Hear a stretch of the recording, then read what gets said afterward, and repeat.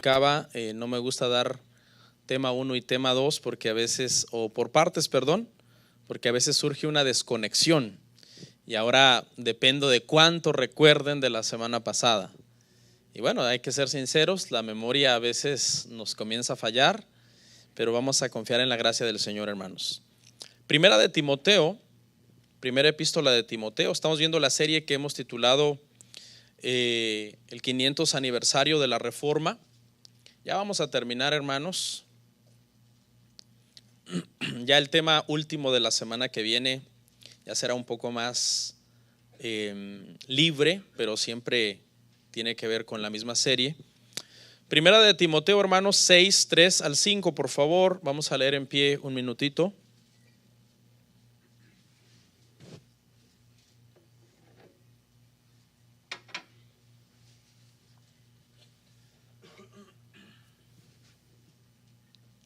Primera epístola de Timoteo, capítulo 6, 3 al 5.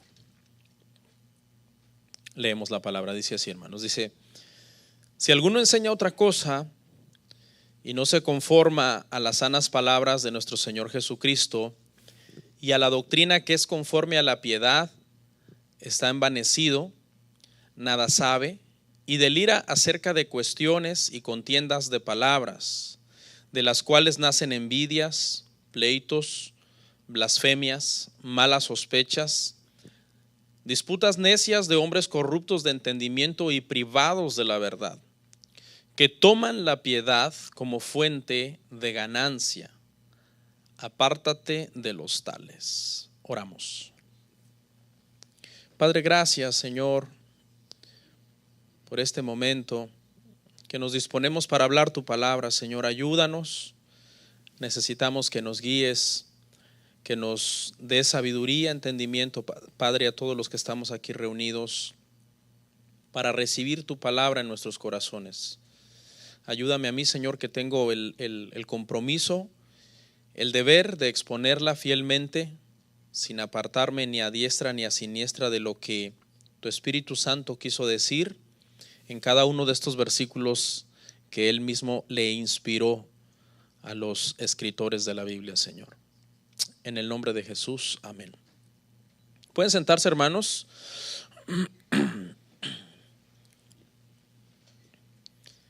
El tema, hermanos, se titula Las 5 solas, parte 2.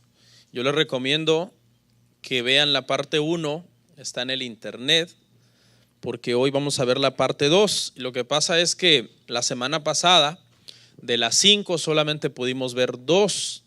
Entonces, por eso es que hoy es la parte 2, porque vamos con la ayuda del Señor a ver las 3 que nos faltan. A algunos les aviso que quizás esta es la primera vez que van a oír acerca de estas 5 doctrinas, porque este es un tema que de hecho ya no se predica. Se predicaba mucho antes, estamos hablando de hace unos 200 años, 150 años, 100 años. Se predicaba mucho estas 5 doctrinas en la iglesia evangélica, pero yo le diría que de unos 50 años para acá, aproximadamente 60, 50 años para acá, la iglesia comenzó a volverse más como una especie de lugar en donde las personas se reunían más para oír un mensaje que les animara, que les motivara, un mensaje más dirigido al ego de las personas. Y entonces estas doctrinas fueron quedando como en el olvido. Quizás si entramos al website de algunas de las iglesias que usted oye por internet y empieza usted a leer la declaración de fe de esa iglesia, quizás por ahí usted encuentra que ellos basan lo que creen en estas 5 doctrinas, pero nunca las predican. Simplemente las tienen allí en su declaración de fe, pero nunca las predican o nunca las mencionan. De hecho, me da pena confesar lo que les voy a decir, pero hasta hace 6 años, hermano, yo nunca había oído estas 5 doctrinas. ¿Las repite uno o las menciona por pura mecánica? La salvación es por gracia. Sí, pero ¿qué es eso? La salvación es por fe. Y algo que se asume con el tiempo tiende a olvidarse. Ese fue el problema de la iglesia. La iglesia asumió que tenía tan entendido que la salvación era por gracia y por fe, que las dejaron en el olvido. Dijeron, bueno, pues eso ya todo el mundo lo sabemos. Y entonces eso llevó a la iglesia, hermanos, a una teología más liberal, que comenzó poco a poco con el tiempo a desviarse de estas 5 doctrinas. Pero estas 5 doctrinas, hermano, son muy importantes, hermano. De hecho, le voy a decir algo.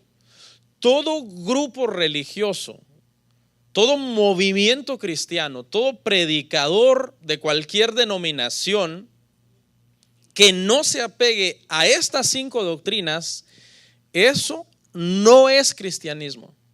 Así de importantes son el corazón prácticamente teológico de la iglesia. Estas 5 doctrinas son, haga de cuenta, la columna vertebral del cuerpo de la iglesia. Si nosotros no tuviéramos columna vertebral, hermano, no podríamos ni movernos, no podríamos hacer absolutamente nada. Es la que sostiene todo el cuerpo. Bueno, esas 5 doctrinas, hermanos, son eso. Ahora fíjese la gravedad.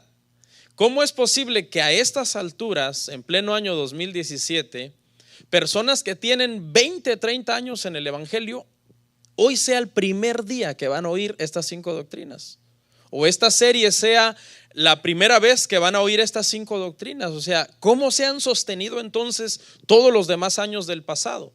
Bueno, pues se han sostenido por pura misericordia de Dios, llevando un evangelio que contradice esto, que contradice aquello, contradice la Biblia, pero así se la han llevado, un evangelio más que nada, como decía yo, bastante liberal. ¿Ok? Pero estas doctrinas, hermano, prácticamente son las que cuando surgió la reforma se encargaron de que la reforma permaneciera. Fueron las 5 doctrinas que los reformadores le dijeron a Roma: en estos 5 puntos la iglesia se ha desviado, la iglesia se ha apartado y no son negociables. Surgieron a raíz de 4 preguntas. Esto ya lo vimos en el tema 1. ¿Cómo es salvada una persona? La pregunta 2, ¿dónde reside la autoridad religiosa? La pregunta 3, ¿qué es la iglesia? La pregunta 4, ¿cuál es la esencia de la vida cristiana? Todas las respuestas a estas preguntas ya las vimos en el tema 1. No voy a mencionar ni a recapitular porque ya lo vimos. Véalo, por favor. Prácticamente hubo 4 hombres que respondieron estas preguntas. Uno de ellos fue Martín Lutero, otro fue Zwingli, otro fue Juan Calvino y otro fue John Knox. Estos 4 hombres que yo les mencioné fueron prácticamente los que al responder estas preguntas provocaron que se originaran las olas de la Reforma Protestante. Esa palabra sola es tomada del latín y simplemente significa solamente. ¿Ok? Solamente. ¿Cuáles son? Son 5. Número 1, sola escritura. Sola escritura. Ya lo vimos el domingo pasado, esta nos dio tiempo de estudiarla. Sola gratia, ¿ok? O sola gracia, ¿ok? Solamente gracia. También ya la vimos el domingo pasado. Y luego, hermanos, las 3 que con la ayuda del Señor vamos a estudiar hoy: sola fide o fe solamente, solus Christus o solo Cristo o solo por medio de Cristo, y la última, soli Deo gloria, o a Dios sea solamente la gloria. Esas son las 3 que vamos a estudiar hoy. Estas 3 doctrinas que vamos a ver hoy obviamente van juntas con las 2 que vimos el domingo pasado, y en total hacen 5, y por eso se llaman las 5 solas de la Reforma Protestante. ¿Ok? Estas 5 doctrinas, hermano, son una especie como de mini confesión de fe de una iglesia, ya que si una iglesia tiene bien estas 5 doctrinas, es muy probable que todo lo demás que enseña esté bien. Es muy probable. ¿Por qué? Porque tiene el cimiento doctrinal de la iglesia protestante, de la iglesia cristiana. Si en alguna área no se apega a una de estas doctrinas, pues es muy probable que tenga muchas cosas malas dentro de la congregación. Por ejemplo, hay iglesias que tras abandonar el estudio de la Biblia, la sola escritura, se han ido tras un misticismo tremendo. ¿Ok? Y no hacen mucho énfasis en leer la Biblia. De hecho, se han acuñado lemas como: yo al Señor no quiero conocerlo, yo solamente quiero amarlo. Y eso es un error, porque precisamente uno de los problemas más graves hoy día dentro de la iglesia cristiana es que pocos cristianos conocen al Dios de la Biblia. Así, yo sé que esto suena muy repetitivo, pero por ejemplo, la mayor parte de iglesias no entiende qué es la soberanía de Dios. Se enferman y dicen: yo me declaro sano. Espérate, ¿y la soberanía de Dios? Porque Dios es soberano, y si Dios quiere matarte por medio de esa enfermedad, entonces tú vas a cambiar lo que Dios está diciendo. Ese es un claro ejemplo. Hermanos, yo le voy a decir algo: estudie la soberanía de Dios. Estudiar la soberanía de Dios es algo que transforma la vida de un creyente, de un cristiano. Pero los atributos de Dios los tenemos que conocer en la sola Escritura. Otros se han basado en dichos que han oído por años. Por ejemplo, ¿cuántos han oído el dicho del libre albedrío? Búsqueme el versículo de la Biblia. ¿Dónde está? No existe. Pero según usted ha sido cristiano por años, que según usted cree en la Biblia. Y así podría yo pasarle mencionando muchos versículos que simplemente se han asumido. ¿Se acuerdan del versículo, según versículo que usamos en la iglesia, que dice: retened lo bueno y desechad lo malo? ¿Se acuerdan de ese versículo? Pues no existe. Ese versículo no existe. El versículo en realidad dice: escudriñadlo todo. Escudriñadlo todo. ¿Y qué? Retened lo bueno. Eso es lo que en realidad dice el versículo. Pero la gente lo cita tanto en la iglesia, tanto que tú llegas a creer que es así como lo están diciendo. Otro versículo que según usted juraría que está en la Biblia. La Biblia dice, pastor, que no cae un pajarito al suelo sin que él se dé cuenta. No, perdón, que no se cae la hoja de un árbol. Es que el versículo es bien, casi se parecen, ¿no? Porque habla de caer, de un objeto que cae. No se cae una hoja del árbol al suelo si Dios no lo permite. ¿Cuántos han oído que eso es un versículo de la Biblia? Eso no está en la Biblia. El versículo correcto es un pajarillo, no una hoja de un árbol. Pero así podría yo citarle muchos versículos, pero según los cristianos nos basamos en la Biblia. Por ejemplo, otras iglesias han pervertido la gracia. Dice: somos salvos solo por gracia. ¿Usted ha oído que mencionan eso en la iglesia? Pero hacen una vigilia, y si un hermano no viene, le dicen: si usted no vino a la vigilia y el Señor se viene en ese momento, ¿usted qué? Usted se queda. Entonces no es por gracia, entonces es por obras. Pastor, pero me está usted diciendo que no hagamos vigilia. No, sí, hay que vigilar, pero no es para ser salvos. ¿Qué pasa con el pobre hermano que se enfermó y no pudo venir a la vigilia? ¿Se quedó? Lo que pasa es que a veces en la iglesia asumimos las cosas, asumimos que ya sabemos qué es la Escritura, qué es la gracia, y ese es el problema, hermano, de la iglesia. Vamos a ver la primera, hermanos. Solo fe o salvación solamente por fe. Romanos 1:16. Romanos 1:16 y 17.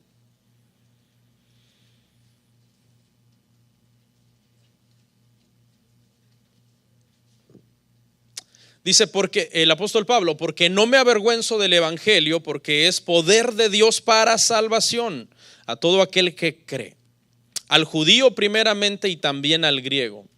Porque en el evangelio la justicia de Dios se revela por fe y para fe. Como está escrito: mas el justo por su fe, por la fe vivirá. Esto lo escribió Pablo, pero ¿sabe qué, hermano? Este versículo estuvo sin entenderse en la iglesia por aproximadamente 1500 años. No se entendía qué significaba este versículo. Hasta que hace 500 años Martín Lutero logró entender este pasaje y qué era lo que este pasaje significa. Martín Lutero era un monje católico que vivía atormentado toda su vida, porque él entendía, según la enseñanza que a él se le daba, que la única forma de agradar a Dios era por medio de las obras que tú hacías, y estas obras tenían que satisfacer la justicia perfecta de Dios. Entonces esto a él lo atormentaba, porque él por más que procuraba ser un monje impecable en todos los sentidos, él siempre vivía atormentado, sabiendo que su vida no satisfacía los estándares de justicia perfecta que el Señor exigía. Entonces, cuando Lutero entendió, hermanos, este versículo, el sistema de justificación del Señor, se dio cuenta que es por la fe en Jesucristo, que la justicia de Jesucristo le es tomada en cuenta al pecador, cuando el pecador viene en fe salvadora a Jesucristo y entonces satisface la justicia perfecta de Dios. No hay ninguna otra obra. Lutero entendió y dijo: el justo por la fe vivirá. Es imposible que el justo pueda satisfacer a Dios por medio de las obras. En otras palabras, la justificación consiste en que, siendo pecadores nosotros, el Señor nos declaró justos moralmente, sin serlo. Eso es la justificación. El Señor nos declaró prácticamente inocentes, pero no por nuestra obediencia. Martín Lutero pudo comprobar que por su obediencia más atormentado se sentía. Según los historiadores, se confesaba por horas, tratando de quitarse la culpa. Y cuando se le olvidaba un pecadillo, tenía que volver a confesarse.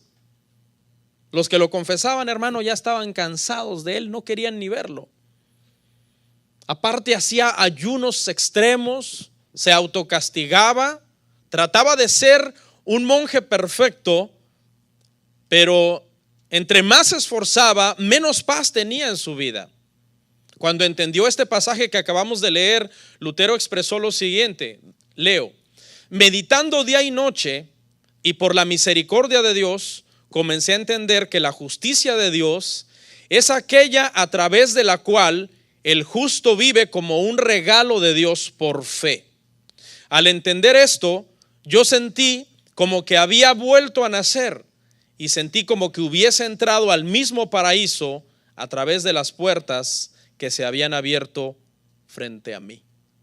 De esta manera, hermano, nació esta sola salvación solamente por la fe en Jesucristo. O dicho de una manera más teológica, la justificación es solo por fe. ¿Qué es la justificación? La justificación es que tú eres declarado justo delante de Dios, pero siendo pecador. ¿Cómo es eso? O sea, soy pecador, pero soy declarado justo. Bueno, es porque cuando Cristo estaba en la cruz, ¿por qué padeció? ¿Por los pecados de él o por los pecados nuestros? Por los nuestros. Entonces, cuando tú vienes a él en fe, creyendo que su obra en la cruz es suficiente para que tú tengas vida eterna, es entonces que la obediencia perfecta de él te es tomada en cuenta a ti. Ningún ser humano, hermanos, va a ir al cielo por obediencia personal, ninguno. Si el Señor dejara la entrada al cielo a nuestra obediencia, ninguno de nosotros entraría, ninguno. Cuando nosotros llegamos al cielo, llegamos allá y somos justificados por la obediencia perfecta de Cristo, que nos ha sido tomada a nuestra cuenta porque nosotros depositamos nuestra fe para salvación en Él. Entonces, todas las obras que nosotros las hicimos fue para agradarlo a Él, pero no para la salvación, porque esa nos la dio ¿cómo? ¿Cómo estábamos? Dice la Biblia, muertos en pecados y delitos. Así estábamos. Ninguno de ustedes primero se reformó, primero dijo: no, yo voy a cambiar un poco para que el Señor me escoja. No. Estábamos muertos en pecados, en delitos, y de allí fue donde el Señor nos sacó. Efesios 2, 8 y 9. Porque por gracia sois salvos, por gracia. ¿Mediante qué? Por medio de la fe. Y esto no de vosotros, pues es un don de Dios. O sea, para creer en Dios y tener la fe salvadora, necesitamos que Dios nos dé la fe salvadora a nosotros. ¿Y para qué? Dice, para que nadie se gloríe. Un punto doctrinal, hermano, no negociable es, escuche, que nadie al llegar al cielo podrá decir: yo ayudé a Cristo con mi salvación, yo oraba bastante, leía la Biblia bastante, era buen hermano, ayudaba a los demás, me congregaba sin faltar a la iglesia ni un día, y por eso fue que yo estoy acá. No, porque luego dice, para que nadie se gloríe. O sea, todos los que lleguemos al cielo, hermano, va a ser por la obra de Jesucristo en la cruz. Y algunos pensarán, pastor, pero si yo tengo que creer, entonces creer es una obra. ¿Por qué usted dice que no es por obras? Bueno, J.I. Packer, un autor en el libro El conocimiento del Dios Santo, dice de la siguiente forma, dice, llegamos a conocer a Dios por la fe en Cristo, pero porque primero Él nos eligió por gracia. Cuando nosotros reaccionamos en fe y creemos en fe en Jesucristo, se debe a que Él primero nos eligió por su gracia. O sea, si Dios no te hubiera escogido por su gracia, tú jamás hubieras creído en Él en fe salvadora. La fe salvadora, que es el don de Dios para creer en Jesucristo, no puede ser producida por el corazón humano. Por eso es el único medio de ser salvos, porque es el único acto que no es una obra. La fe es el único acto que no es una obra, es solamente confiar plenamente, pero no es una obra. Es la única acción del corazón que no es una obra. Por eso el Señor decidió que fuera por medio de la fe.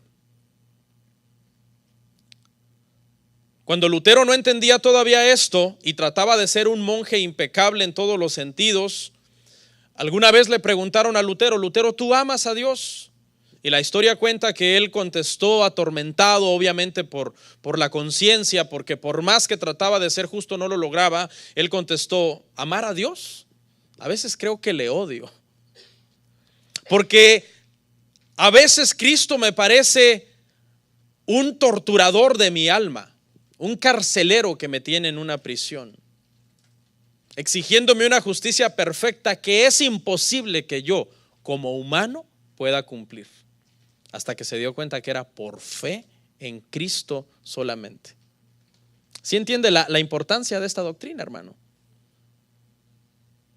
Todas las obras que nosotros hacemos, hermano, no pueden acercarnos ni un milímetro a la salvación, ni un milímetro.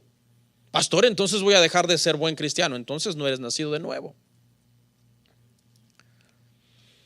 Vamos a Romanos 3:20.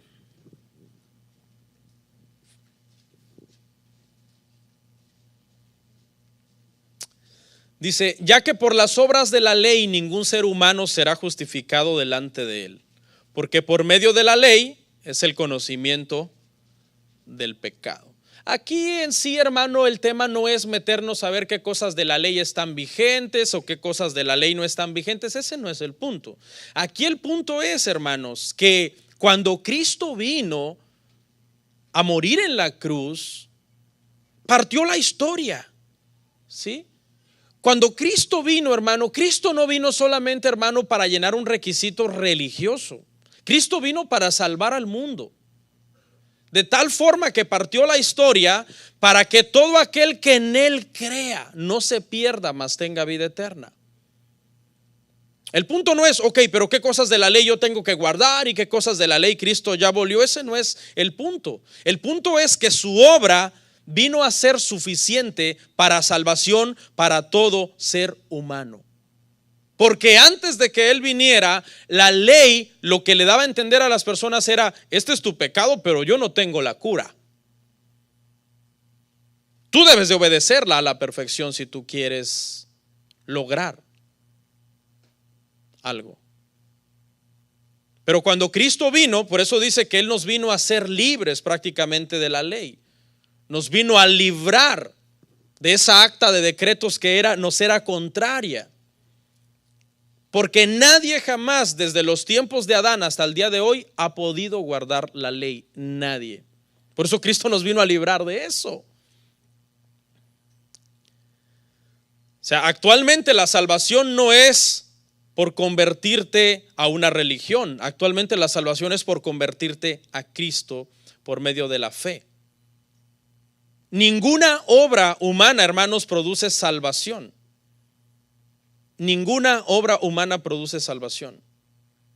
¿Ok? Es por la obediencia de Cristo que nos fue imputada a nosotros. Nuestros pecados fueron cargados a la cuenta de Él y la obediencia perfecta cuenta nuestra. Cuando nosotros tenemos fe salvadora en Cristo, nosotros quedamos sin deuda. Lo que nos tenía en deuda antes, hermano, era el pecado. Estábamos en deuda con Dios, alejados de las promesas de Dios, ajenos a Dios. Lo que hizo Cristo fue pagar e invitarnos a la salvación.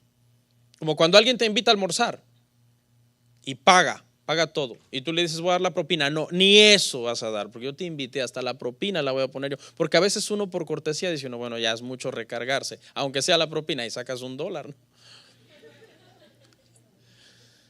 No, ni eso, ni la propina de nuestra salvación. Todo fue prácticamente pagado en la cruz. Usted queda sin deuda y es declarado justo ante Dios.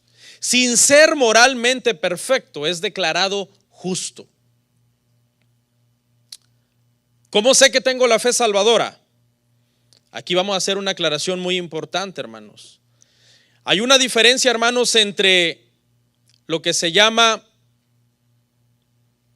profesión de fe y posesión de fe. Son dos cosas diferentes. Profesión de fe es que alguien diga con sus labios, yo creo en Cristo. De hecho, los demonios creen y tiemblan, dice la palabra. Profesar, nosotros no lo hacemos acá, ¿no? Pero muchas iglesias dicen, ¿quién quiere aceptar a Cristo? Si alguien tiene un problema, si alguien está pasando por una situación difícil y quiere aceptar a Cristo, Cristo puede cambiar su vida. Bueno, pues pasa hasta el gato, ¿no? Pues ¿quién no quiere que se le arregle la vida? Nosotros, por ejemplo, no hacemos eso. Porque es muy fácil hacer una profesión de fe, eso es lo más sencillo. Es decir, yo paso, repito una oración, digo, recibo a Jesús en mi vida, lo dejo entrar, tomando en cuenta que interpretamos Apocalipsis 3:20 como que Jesús está rogando a alguien. Y eso es un problema, hermano, que teológicamente ha creado una crisis tremenda dentro de la iglesia. Eso no se hacía, hermano. 50 años atrás eso no se practicaba en la iglesia evangélica. ¿Ok? ¿Por qué? Porque eso hace muchas profesiones de fe, provoca muchas profesiones de fe y pocas posesiones de fe. Es decir, de los 100 que pasen al año, quizás uno lo hizo de corazón. Pastor, pero profesó, hizo la oración, es salvo. No, es que la profesión no es suficiente, se necesita la posesión. Poseo la fe verdadera para poder ser salvo. ¿Okay? Uno de los frutos, hermano, que siempre debe acompañar a la fe para salvación es el arrepentimiento genuino. ¿Cómo yo sé que alguien que está profesando fe de verdad posee la fe que está profesando? Tienes que ver su arrepentimiento genuino.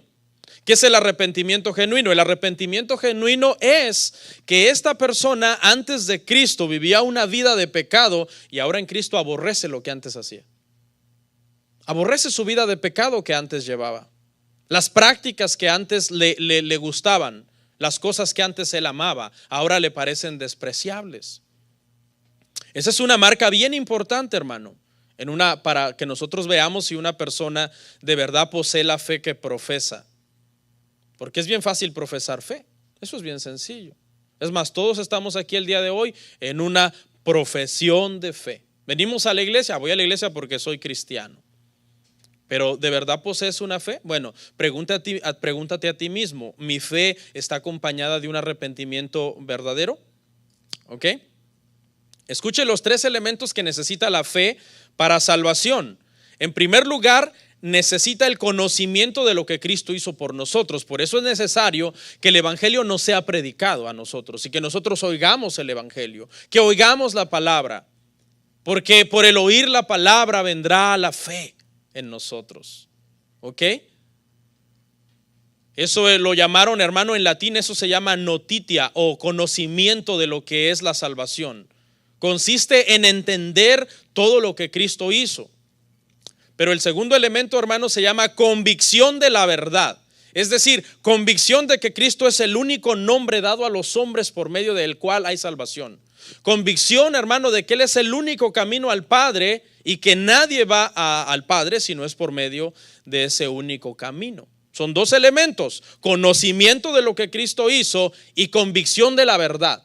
Pero hasta ahí, hermanos, no es suficiente. Los demonios reúnen estos dos requisitos. Los demonios conocen que Cristo es el Salvador, lo saben, ¿ok?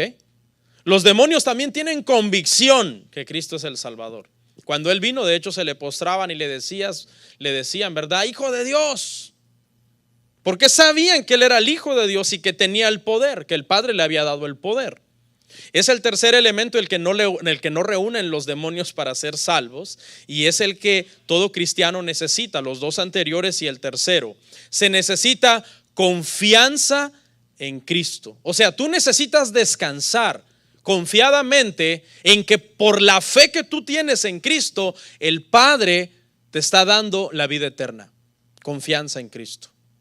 Confiar en su obra en la cruz. Tú le entregas tu vida a Dios, pero también recibes la vida de Dios en ti. ¿Ok? Son dos cosas diferentes. Mucha gente dice, yo le entrego mi vida a Dios, pero después siguen viviendo como quieren. No, pero también debes recibir la vida de Dios en ti. Cuando tú le entregas tu vida a Él, es un acto de rendición, de aceptar el Evangelio. Pero cuando la vida de Cristo viene a morar en ti, el Espíritu Santo viene a morar en ti, entonces es que tú eres un verdadero nacido de nuevo. ¿Ok? Porque no se trata, hermano, tanto de invitar a Cristo a nuestro corazón. Se trata, hermano, ¿verdad?, de que verdaderamente nosotros vivamos una vida que agrade a Dios. ¿Cuántos no podrían invitar a Cristo a su corazón? Más si le dices que te va a arreglar toda tu vida, todos tus problemas. ¿Tienes una enfermedad? Te va a sanar. Invita a Cristo a tu corazón. Todo el mundo lo hace. Hasta un ateo lo haría. Hasta un satanista lo haría. Pero no se trata de eso, hermano. Se trata también que nuestra vida sea transformada a la imagen del Señor. Y vamos a ver la segunda, hermanos. Que la segunda es en Cristo solamente. ¿Ok? En Cristo solamente, o en latín como se dice, solus Christus. Primera de Timoteo 2:5. Primera de Timoteo 2:5. Dice, porque hay un solo Dios y un solo mediador entre Dios y los hombres, Jesucristo, hombre. Esta doctrina, hermano, es sencilla de entender. Escuche lo único que significa. Esta doctrina significa, hermanos, que fuera de Cristo no hay salvación. ¿Qué difícil es de entender esta doctrina? ¿Es difícil? A muchos les cuesta muchísimo trabajo entender esto. Pero ¿cómo es posible? O sea, conozco tantos musulmanes tan buenos. Mi patrón es musulmán y es un alma de Dios. Correcto. Es un buen jefe. Tuve jefes cristianos antes que eran pésimos, te mentían, te robaban, te trataban mal. Y ahora los comparo con mi jefe musulmán y es recto, íntegro, ora todos los días. ¿Cómo es posible, pastor, que usted me está diciendo que él no es salvo porque él no tiene fe en Jesucristo? Así dice la Biblia. ¿Qué dice, hermanos? Jesucristo es el único mediador entre Dios y ¿quién? Y los hombres. Esa palabra y los hombres, ahí no importa de qué nacionalidad sean, de qué religión sean, de qué color sea su piel, qué idioma hablen. Los hombres ahí son todos los hombres de la tierra y por extensión mujeres. O sea, nadie puede ir al Padre si no es por medio de Jesucristo, hermanos. Esta es una doctrina. Me acuerdo que hace muchos años alguien me dijo, me sirvió mucho y yo le doy este consejo. El día que alguien le diga a usted que Jesucristo no es Dios, escape por su vida. Hace muchos años alguien me lo dijo. Porque esta doctrina, hermano, ¿qué cree? Es de las más atacadas actualmente en la iglesia cristiana. El diablo, hermano, se ha empecinado en meterle la duda a los creyentes de que Jesús no es Dios.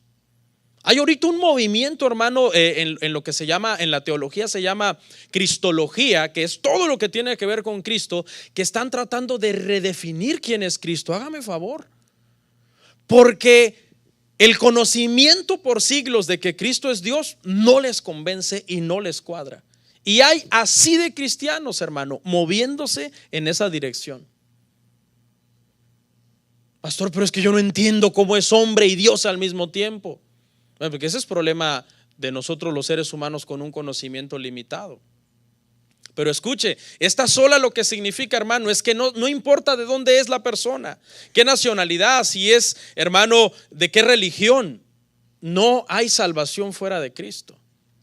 No hay, hermano. Es que no me cabe en la mente. Primera de Pedro, me parece, o segunda de Pedro 2:1 dice que hay personas que niegan al Señor que los salvó. Increíble. Entonces, hermano, esta sola es muy importante. No hay forma que el hombre pecador pueda establecer directamente comunión con Dios si no es por medio de Cristo. Es imposible. O sea, que tú vayas al Padre y le digas: Padre, yo vengo a ti tratando de cumplir tu ley y de agradarte y todo, pero para mí el sacrificio de Cristo no salva. O sí salva, pero salva a medias. Yo le voy a echar una manita a él. No. El día que usted apostate esta doctrina, usted ya no es cristiano. Usted ya no es cristiano. Ay, ¿qué tiene? Pues si yo no quiero ser cristiano, bueno, pues haga lo que quiera con su vida. Pero esta es una doctrina, hermano, que hace una marca entre el que es cristiano y el que no es cristiano. Solamente en Cristo encontramos propiciación para nuestros pecados. Por eso Él vino durante toda la ley, todos los sacrificios del Cordero Pascual, desde que salieron de Egipto, estaban hablando de este sacrificio perfecto que vendría a redimir a su pueblo de sus pecados. Y fíjese que cuando los reformadores atacaron este punto y dijeron: no, solo en Cristo, no es que la iglesia romana decía que no había que creer en Cristo. La iglesia romana cree hasta el día de hoy que hay que creer en Cristo. El problema es que la iglesia romana enseña que no es suficiente. Y eso está pasando hoy día en mucha gente. Sí creen en Cristo. Oh, sí, no, Cristo, el más grande, el más importante, pero no es suficiente. Tengo yo que hacer esto. Tengo yo que hacer esto otro para ayudarle, porque no es suficiente. Por eso los reformadores dijeron: solo Cristo, y se acabó. Y eso fue lo que nos ha dividido a nosotros del protestantismo por 500 años. Si tú le preguntas a un católico romano y le dices: el sacrificio de Cristo en la cruz, si yo deposito mi fe en Él para salvación, ¿es suficiente para que yo sea salvo?, te va a decir que no es suficiente. Porque ellos hacen énfasis en los sacramentos, los cuales te hacen atractivo ante Dios, y Dios, al verte más atractivo, te da más gracia, y por medio de esa gracia vas completando más la salvación. Pero la Biblia enseña que la gracia fue recibida por nosotros sin haber nada de atractivo en nosotros, nada. Al contrario, éramos pecadores, hermanos, y el pecado es algo horrible. Entonces, esto hermanos, creó obviamente la separación. Ahora quiero hacer una aclaración acá. Solo Cristo, o Cristo solamente, hermano, tampoco significa que usted no se debe bautizar, que usted no debe tomar la cena del Señor, que usted no debe congregarse ni sujetarse a una iglesia, que usted no debe, hermano, leer la Biblia, orar, ayunar, vigilar. No se confunda. Nuestra salvación está en Cristo. ¿Cómo está? Está más que segura en Él. Cuando tú tienes fe salvadora y lo demuestras con tu arrepentimiento genuino. Pero todas estas obras, escuche, adornan la gracia. Adornan la gracia, porque todas estas obras hacen que nosotros nos parezcamos más al Cristo que nos salvó. En la cruz, hermano, se logró nuestra salvación al 100%. Lo que sigue en un proceso es nuestra santificación. Eso está en un proceso. Entonces nosotros oramos, leemos la palabra, la oración nos da temor. Muchos de ustedes dejaron de decir maldiciones porque empezaron a orar. Y cuando comenzaron a orar y estaban glorificando a Dios, y al ratito querían maldecir a alguien, el Espíritu Santo comenzó a decirles: espérate, ¿qué estás haciendo? Muchos de ustedes comenzaron a cambiar su vida porque comenzaron a leer la palabra de Dios. Y la palabra de Dios, hermanos, nos dice que está bien y que está mal. Esto juega un rol importante. El bautismo, tenemos que bautizarnos. Tomar la cena, tenemos que hacerlo. Tenemos que congregarnos, someternos a las autoridades en la iglesia. ¿Okay? Pero nuestra salvación está solo en Cristo. Este es el evangelio verdadero. Estas son las buenas nuevas de salvación. Que Cristo vino a eso, a morir por nosotros en la cruz del Calvario. Y por último, hermanos, soli deo gloria, o solo a Dios la gloria. Romanos 11:36. Vamos a ver la última de las tres. Les decía la semana pasada, hermanos, que hace un año yo di una serie de estos temas en donde dedicamos como una hora cada una. Al que quiera saber más, investigue. No solamente puede ver la serie que yo di. Hay muchos temas sobre estas doctrinas, hermano. En el internet hay muy buenos predicadores de sana doctrina, hermanos. Si alguien de aquí, por ejemplo, hermano, tiene duda, dice, yo estoy oyendo a fulano, pastor. No, pues con razón. No, pastor, mi canal cristiano favorito es tal. No, pues con razón, anda más perdido que nada. No. Mire, le voy a mencionar dos nombres de dos pastores que yo le podría decir que yo le recomiendo que usted oiga. Oiga al pastor Miguel Núñez. Pastor Miguel Núñez, ponga ahí en YouTube. O al pastor Sugel Michelén. ¿Sabe que hace poco descubrí, hermanos, que uno de los países con una doctrina tremendamente sana es República Dominicana? Esos dos pastores que le mencioné son de República Dominicana. Una doctrina, hermanos, excelente, una humildad en esos hombres tremendo. Hay que si quiere, por si alguien dice yo quiero oír prédicas de sana doctrina en internet, le recomiendo a esos dos pastores que le mencioné. Bueno, Romanos 11:36, hermano. Romanos 11:36. Soli deo gloria, solo a Dios la gloria. Dice, porque de Él, por Él y para Él son todas las cosas. A Él sea la gloria para siempre. Amén. Bueno, con esta sola terminamos ya, hermanos. Esta es la quinta de las 5 solas. Lo primero que vemos acá, hermano, en esta sola es, hermanos, que Dios hizo todas las cosas para su propia gloria. Pues es lógico, pues ni modo que para la gloria de quién. ¿Hay alguien mayor que Dios? No. ¿Hay alguien en quien Dios se haya inspirado para decir lo haré para agradar a fulano o a sutano? No. Todo lo hizo para su gloria. Eso nos enseña a nosotros, en segundo lugar, hermanos, escuche, que si Dios, siendo Dios, hizo todo para su gloria, nosotros deberíamos de hacer todo para su gloria también. Es decir, todo lo que nosotros vamos a emprender, hermano, o hacer, deberíamos de preguntarnos, ¿en qué glorifica esto a Dios? Vamos a ver las 3 frases del versículo. Número 1 dice que de Él, ¿ok? De Él es todo. Él es propietario de todas las cosas. No hay nada en esta tierra que no sea de Él. David lo dijo en el Salmo 24:1, hermanos, de la siguiente manera: de Jehová es la tierra y su plenitud, el mundo y los que en él habitan. De Jehová es todo, la tierra, el mundo, su plenitud, todos los que en él habitan. Dios manda la lluvia. Cuando no llueve es porque Dios no ha querido que llueva. No es que el diablo está estorbando la lluvia. Diablo mentiroso, suelta la lluvia. No. Es Dios. Cuando neva, Dios es el que manda la nieve.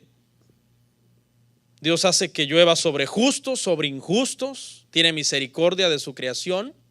Todo lo que nosotros recibimos, hermano, viene de Dios. Todo.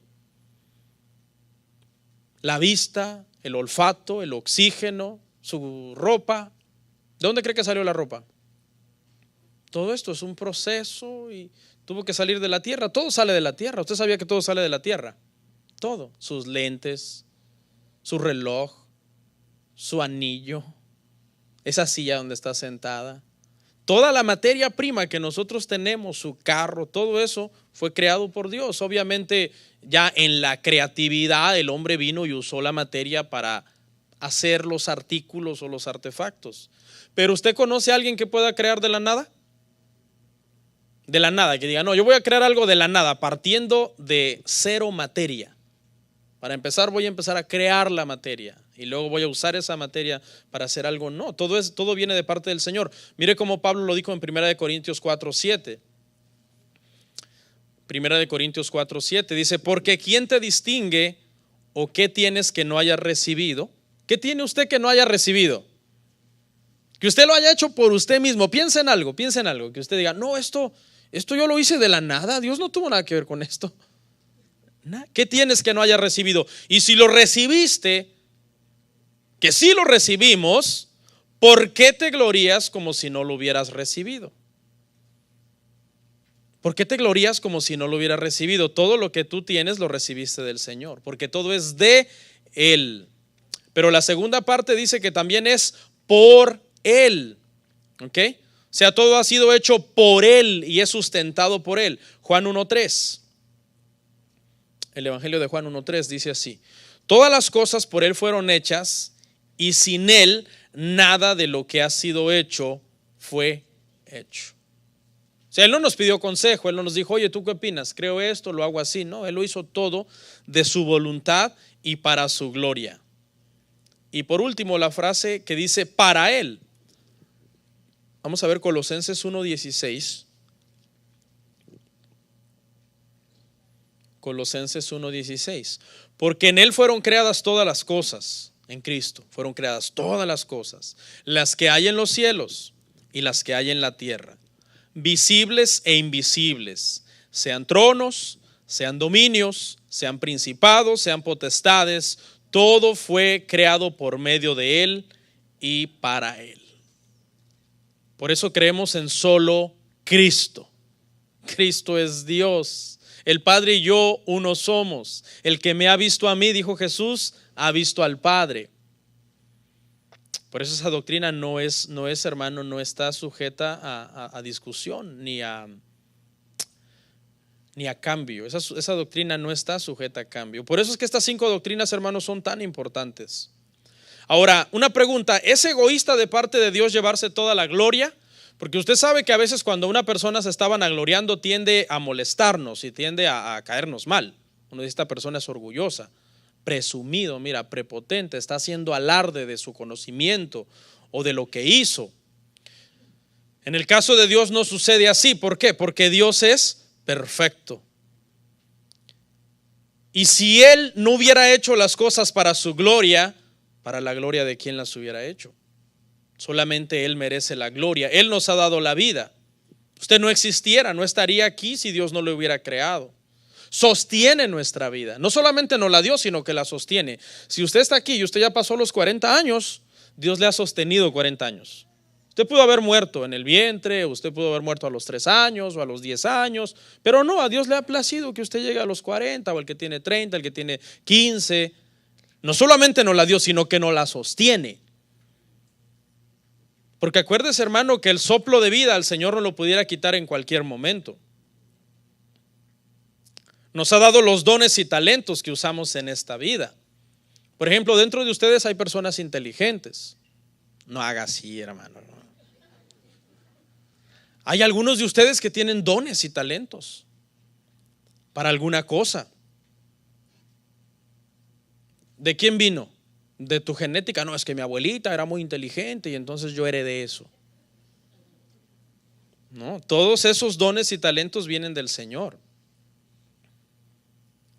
Y todas las oportunidades que recibes en la vida las recibes del Señor. El trabajo,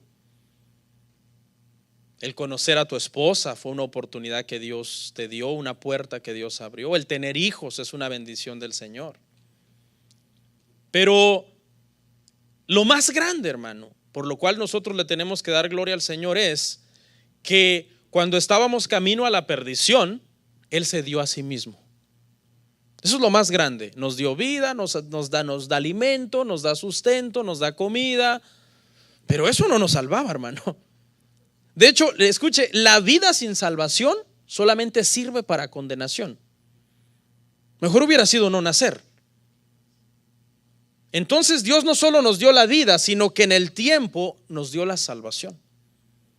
Y para hacer eso, hermano, tuvo que entregarse a sí mismo, hacerse hombre, venir a morir en una cruz para librarnos del pecado que nos condenaba, muriendo por nosotros en la cruz. ¿Por qué tuvo que pagar Jesús en la cruz? Porque la salvación es muy cara. La salvación es tan cara. El Padre se dio cuenta, obviamente desde la eternidad, que nadie la podía pagar, y desde la eternidad ya estaba establecido que Cristo iba a morir en la cruz por los suyos, por sus escogidos. Por eso es que la salvación no puede ser lograda por obras, es por gracia. Por gracia, por medio de la fe en Cristo Jesús, para la gloria de Dios Padre. Cierro con estos 4 puntos. ¿Cómo debemos glorificar a Dios? O algunos ejemplos para cómo glorificar a Dios. Primera de Corintios 10:31. Son 4 puntitos y ya terminamos, hermanos. Ok, ¿cómo glorifico a Dios? Primera de Corintios 10:31 dice: entonces, ya sea que comáis, que bebáis o que hagáis cualquier otra cosa, hacedlo todo para la gloria de Dios.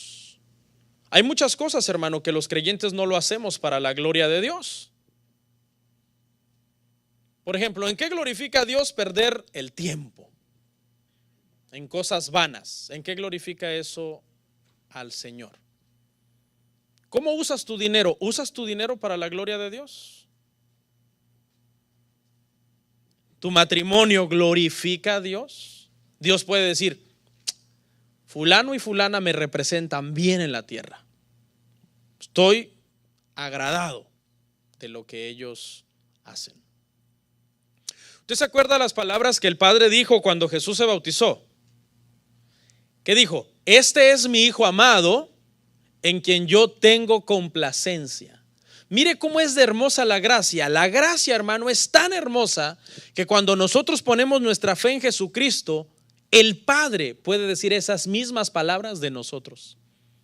Y son palabras mayores. Obviamente en Cristo era por su obediencia perfecta de Él, pero en nosotros es por la obediencia perfecta de Él también, no la nuestra. ¿Lo entendió? No sé si esto le da un poco de luz para entender qué tan grande es la gracia. Que el Padre pueda decir de ti las mismas palabras que dijo de su Hijo Santo. ¿Te imaginas que tú vivas glorificando a Dios con todo lo que haces, de tal forma que Dios diga, por ejemplo, una hermana: esta es mi hija amada en quien yo tengo complacencia? ¿Puede decir eso Dios de ti, hermana? ¿Puede decir eso Dios de ti, hermana? Esta es mi hija amada. No quiero decir nombres porque aquí el típico, si digo Marías, un montón de Marías. O el típico, si digo José, un montón de Josés. ¿Puede decir Dios de ti: esta es mi hija amada en quien yo tengo complacencia? Podemos adorar, glorificar a Dios, hermanos, en adoración. La adoración es muy importante. ¿Se acuerda cuando Job sufrió, hermano, terriblemente? Dice que se postró y adoró y glorificó al Señor. Podemos glorificar a Dios porque Él es capaz de suplirnos. Pero a veces no nos suple. ¿Sabe por qué? Porque quiere ver si Él es suficiente. Cuando solamente tienes a Dios y tienes una necesidad, pero Él no la resuelve, no la solventa, ¿sabes por qué? Dios está trabajando en ti para ver si Él es suficiente. Señor, ¿nos libres o no nos libres de la mano del rey?, dijeron los amigos de Daniel. Nosotros no adoraremos esa estatua. ¿Por qué? Tú eres suficiente. Era lo que estaban implicando. Eso implicaba su declaración: tú eres suficiente. ¿Se acuerda, hermano, cuando fueron echados al horno de fuego? ¿Qué pasó? Cristo fue suficiente. Porque dice, hermano, que vieron que ya no eran 3, sino que eran ¿cuántos? 4. Y uno que andaba ahí tenía semejanza como del Hijo de los dioses. Obviamente eso es en el lenguaje de ellos, que eran paganos, pero en nuestro lenguaje cristiano era el Hijo preencarnado de Dios. Wow. En otras palabras, hermano, les fue suficiente. Porque ¿sabe qué? Dice que ni su ropa olía a humo. No les satisfizo la necesidad. Líbranos de este horno de fuego. Los dejó. Pero cuando estaban en medio del horno, Él fue suficiente. El horno había sido calentado 7 veces más. Cuando se acercaron a llamarlos, hey, ¿qué pasó? Salgan de ahí. Dice que los hombres que se acercaron aún antes de acercarse lo suficiente fueron consumidos por el fuego. Dios es poderoso, hermanos. Podemos nosotros, hermano, adorar a Dios por medio de nuestra gratitud. Y cuando digo gratitud, obviamente es en las buenas, hermanos, y en las malas. Gracias, Señor. Si esta tribulación en la que yo estoy pasando ahorita te da gloria, la gloria sea para ti. 4. Podemos glorificar a Dios cuando nosotros luchamos contra el pecado. Luchar contra el pecado es una forma hermosa de glorificar al Señor, hermano. Hermosa. Es una gloria pesada, hermano. Cuando un cristiano que está en la iglesia, de repente quizás en el mundo fue adicto a la pornografía y ahora está en la iglesia y de repente le viene el gusanito de la tentación y entonces sabe que no está bien, pues eso no glorifica al Señor. Y cuando está a punto de hacerlo, no lo hace. Y dice, no, porque esto no glorifica a Dios. Wow. Eso es la lucha contra el pecado, hermano. Porque todos los cristianos somos tentados a pecar. O una mujer que está a punto de hacer algo que antes en el mundo era la más brava, le pegaba a quien se le atravesara. Y ahora en Cristo está a punto de perder los estribos. Dice, me van a conocer. Dice, no, porque esto no glorifica a Dios. Dice, serena, serena, serena, tranquila. Luchar contra el pecado, hermano, glorifica a Dios. ¿Sabe por qué? Porque el pecado tiene una característica bien tremenda. El pecado esclaviza. Cuando tú te dejas llevar por la avaricia, por ejemplo, cuando tú trabajas mucho y te estás volviendo demasiado avariento por el dinero, esa avaricia te comienza a esclavizar. Y Dios no quiere que tú seas esclavo del pecado. Dios quiere que tú seas libre para poderle servir a Él, para poderle adorar, para poderle glorificar.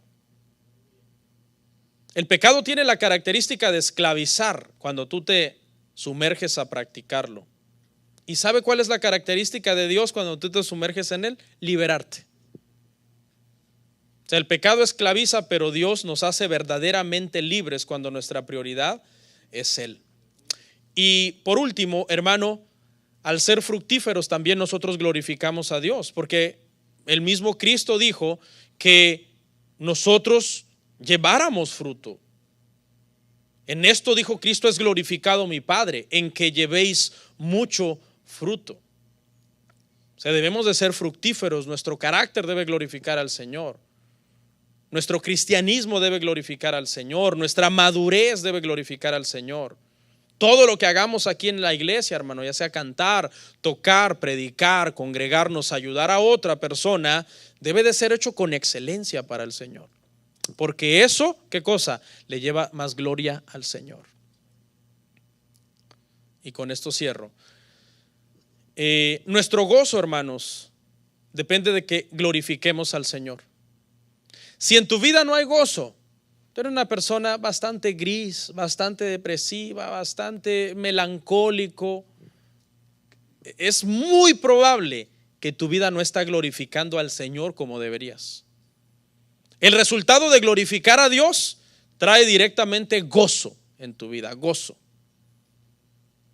Porque fíjate, ¿para qué fuimos creados? Fuimos creados, escucha, para glorificar a Dios y para gozar de Él para siempre. Para eso fuimos creados. Es imposible que tú vivas glorificando a Dios y que no tengas el gozo del Señor.